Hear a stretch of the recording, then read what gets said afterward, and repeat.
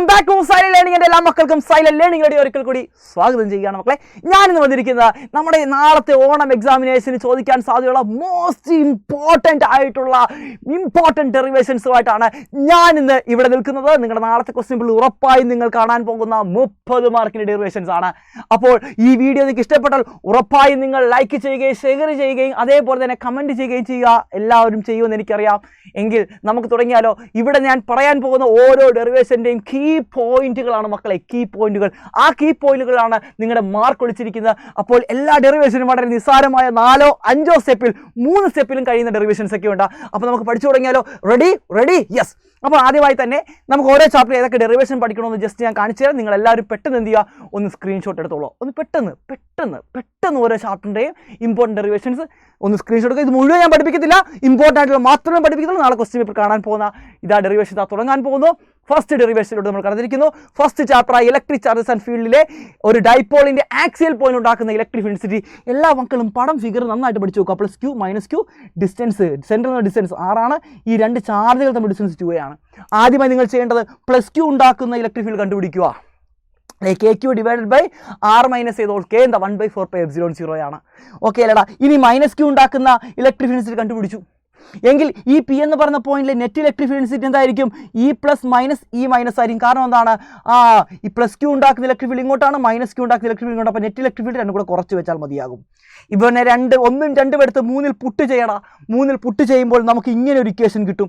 ഈ ഇക്വേഷൻ വേണമെങ്കിൽ ഒരു സ്റ്റെപ്പും കൂടെ നിങ്ങൾക്ക് എഴുതാം. ഇത് ക്രോസ് മൾട്ടിപ്പിൾ ചെയ്യാൻ എൻ്റെ മക്കൾക്ക് അറിയത്തില്ലേ? ക്രോസ് മൾട്ടിപ്പിൾ ചെയ്ത് വേണമെങ്കിൽ ഒരു സ്റ്റെപ്പും കൂടെ നിങ്ങൾക്ക് എന്ത് ചെയ്യാം, ഒരു സ്റ്റെപ്പും കൂടെ നിങ്ങൾക്ക് അഡീഷണൽ ചെയ്തേക്കാം. പിന്നെ A പ്ലസ് ബി ഹോൾ സ്ക്വയറും A മൈനസ് ബി ഹോൾ സ്ക്വയറും നിങ്ങൾക്ക് എക്സ്പാൻഡ് ചെയ്യാൻ അറിയാമല്ലോ. എങ്കിൽ അവിടെ നിങ്ങൾക്ക് ഒരു സ്റ്റെപ്പ്, അങ്ങനെ നിങ്ങൾക്ക് നിങ്ങളുടെ കയ്യിൽ നിന്ന് കുറച്ച് സ്റ്റെപ്പ് ഇടാം. ഞാൻ പഠിപ്പിക്കുന്ന ഇമ്പോർട്ടൻറ്റ് കീ പോയിന്റുകളുള്ള ഡെറിവേഷൻസ് അല്ലെങ്കിൽ ഇമ്പോർട്ടൻറ്റ് കീ പോയിന്റ് സ്റ്റെപ്പ് മാത്രമേ ഞാൻ നിങ്ങളോട് പറഞ്ഞു തരുന്നുള്ളൂ. മുഴുവനും അങ്ങോട്ട് വാരി വലിച്ചെഴുതുന്നില്ല. യെസ്. എങ്കിൽ ഇനി അടുത്തതാണ് ഏറ്റവും ഇമ്പോർട്ടൻ്റ് ആയിട്ടൊരു സാധനം. R is very much greater than A ആണ്. R വലുതും A ചെറുതുമാണ്. അതേപോലെ തന്നെ 2AQ എന്ന് പറഞ്ഞ P ആണ്. ഈ 2 എണ്ണം നമുക്ക് കിട്ടിയ ആ ഇക്വേഷനിൽ നിന്ന് പുട്ട് ചെയ്ത് കൊടുത്തു കഴിഞ്ഞാൽ എൻ്റെ മക്കളെ 5 സ്റ്റെപ്പിൽ നമുക്ക് ആ ഇക്വേഷൻ കിട്ടി. E = K2P divide by RQ. പരിപാടി 4 മാർക്ക് കിട്ടി. അടുത്ത ഡെറിവേഷൻ എന്താണ്? ഒരു ലൈൻ ചാർജ് പ്രൊഡ്യൂസ് ചെയ്യുന്ന ഇലക്ട്രിക് ഫീൽഡ് ഇന്റൻസിറ്റി ഡെറിവേഷൻ. അടിപൊളി അന്തസ്സുള്ള ഡെറിവേഷനാണ്. ഗോസസ് തിയറം എല്ലാവർക്കും അറിയണം. ഈ പടം വരക്കും അറിയാം. ലൈൻ ചാർജ് ആണ്, ഒരു ഗോസിയൻ സർഫസ് നമ്മൾ എടുത്തിരിക്കുന്നു. ഈ P എന്ന് പറഞ്ഞ പോയിന്റിലെ ഇലക്ട്രിക് ഫീൽഡ് ഡെൻസിറ്റി കണ്ടുപിടിക്കണം. എന്ത് ചെയ്യണം? ഒന്നും ചെയ്യാനില്ല. ഒന്നാമത്തെ ഇക്വേഷൻ എഴുതി, ഗോസസ് തിയറം. ഇനി എന്താണ് ഇവിടെ? θ = 0 ആണ്. നമുക്ക് ഒന്നാമത്തെ, രണ്ടാമത്തെ, മൂന്നാമത്തെ ഡെറിവേഷനിൽ θ എന്തായിരിക്കും? 0 ആണ്. ഗോസ് തിയറിൻ്റെ ആപ്ലിക്കേഷനകത്ത് θ മുട്ട ഇട്ട് കൊടുക്കുക. എങ്കിൽ ഇലക്ട്രിക് ഫീൽഡിനെ പുറത്തെടുത്തു. ഇൻ്റഗ്രൽ ds ഇടയ്ക്കുള്ള ഫ്ലെക്സ് പോകുന്ന കർവ്ഡ് സർഫസ് ഏരിയ. അപ്പോൾ ഇൻ്റഗ്രൽ ds 2πRL ആണ്. Q = λ × L ആണ്. Lambda line charge density. എടാ മോനെ ഇങ്ങോട്ട് ഇട്ട് കൊടുക്കടാ. ഈ ഇക്വേഷനിൽ ഇട്ട് കൊടുക്കൂ. മൂന്നാമത്തെ ഇക്വേഷനിൽ മൂന്നാമത്തെ സ്റ്റെപ്പിൽ ഇക്വേഷൻ കൈ കിട്ടി. E = λ / 2πRL. അടിപൊളി. 3 മാർക്ക് 3 സ്റ്റെപ്പ്. എങ്കിൽ സെക്കൻഡ് ചാപ്റ്ററായ ഇലക്ട്രോസ്റ്റാറ്റിക് പൊട്ടൻഷ്യൽ കപ്പാസിറ്റി ഏറ്റവും ഇമ്പോർട്ടൻറ്റ് ഡെറിവേഷൻ ആണ്. എന്താണ് മക്കളെ? എക്സ്പ്രഷൻ ഫോർ കപ്പാസിറ്റൻസിൻ്റെ ഡെറിവേഷൻ. നമുക്ക് നോക്കിയാലോ. എക്സ്പ്രഷൻ ഫോർ കപ്പാസിറ്റൻസ് നമുക്കറിയാം.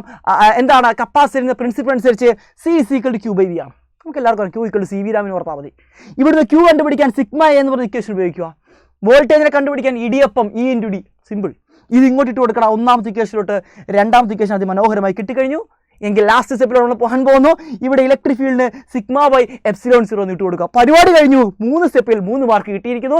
C = ε0 A/D. പരിപാടി കഴിഞ്ഞാൽ മക്കളെ അടുത്തത് എന്താണ്? സീരീസും പാരലൽ കോമ്പിനേഷൻ. ഫസ്റ്റ് നമുക്ക് സീരീസ് കോമ്പിനേഷൻ നോക്കാം.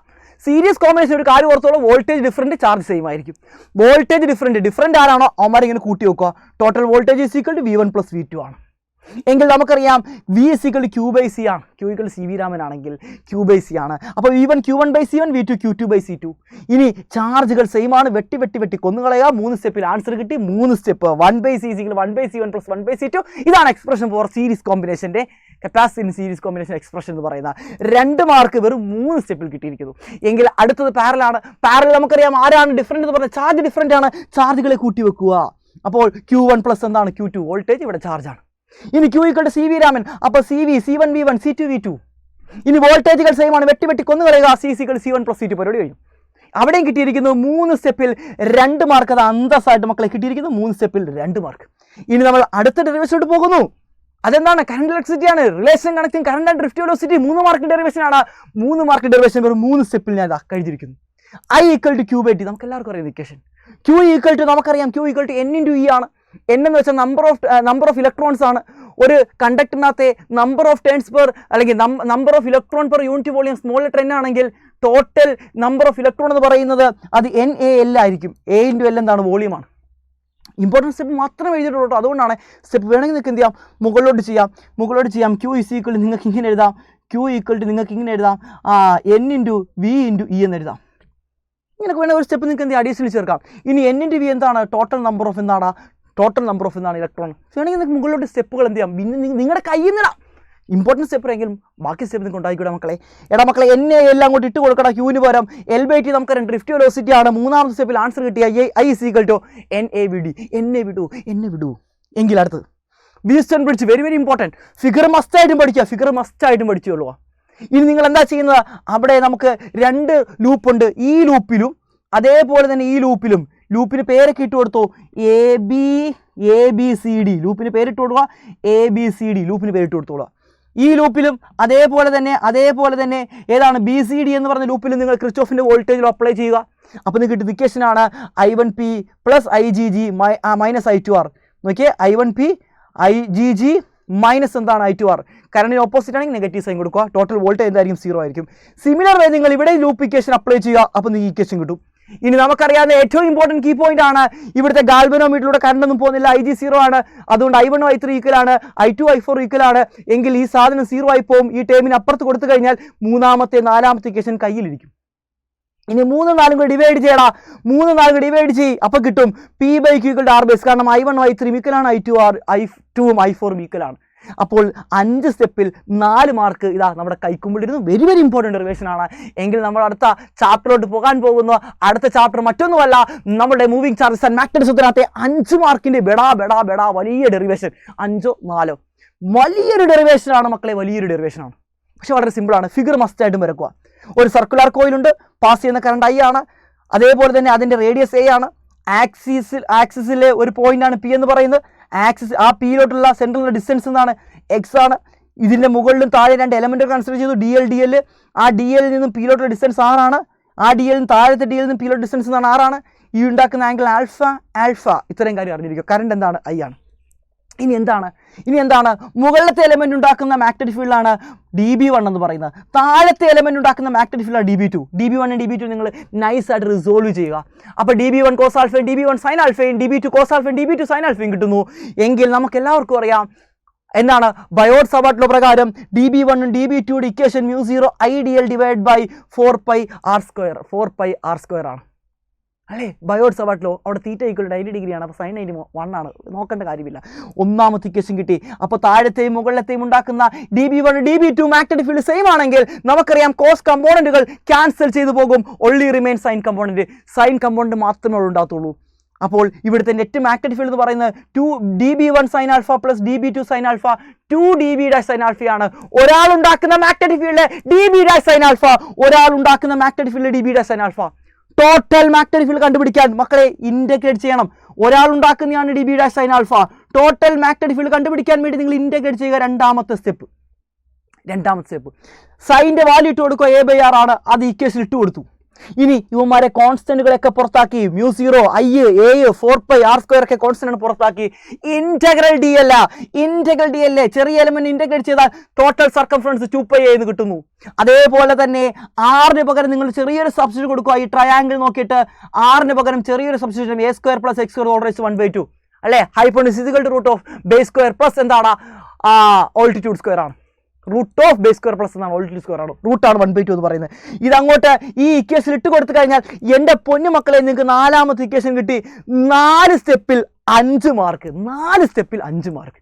അടിപൊളിയല്ലേ? നിങ്ങൾക്ക് കയ്യിൽ നിന്ന് 1 2 സ്റ്റെപ്പ് ഇട്ടുകൂടെ മക്കളെ? ഇട്ടുകൂടെ. സിമ്പിളാണ്. ഫുൾ മാർക്ക് കിട്ടി. അടുത്തത് last and final derivation. 4 mark derivation. ഒരു സോളിനോട് പ്രൊഡ്യൂസ് ചെയ്യുന്ന മാഗ്നറ്റിക് ഫീൽഡിന്റെ ഡെറിവേഷൻ വളരെ സിമ്പിളാണ്. ഇവിടെ നമുക്കറിയാം Amperian circle theorem. Integral B.dl = μ0 × I ആണ്. ഇവിടെ ഇന്റഗ്രൽ B.dl എന്ന് പറയുന്നത് നമുക്ക് എല്ലാവർക്കും അറിയാവുന്നതാണ്. ലൈൻ ഇന്റഗ്രൽ ആണ് അല്ലേ?